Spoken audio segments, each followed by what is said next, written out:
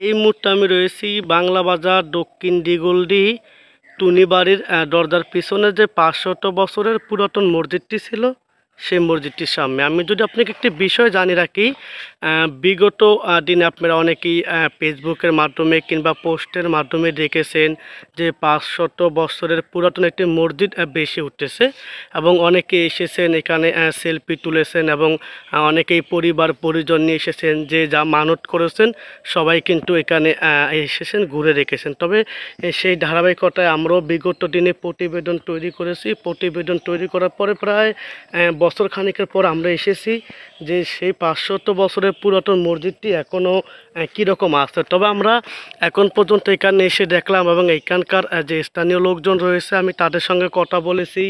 তারা আমাদেরকে জানিয়েছেন যে 500 বছরের পুরাতন মসজিদটি যেভাবে ছিল সেভাবে এখন পর্যন্ত আছে, কিন্তু এখনও কোনো নির্মাণাধীন কাজ কিংবা তারা এটা নিয়ে এখন পর্যন্ত কোনো প্রকার চিন্তা ভাবনা করেনি। তবে এখানকার যে মুরব্বীগণ রয়েছেন যাদের বয়স 60 থেকে 70 প্লাস, আমি তাদের সঙ্গে কথা বলেছি।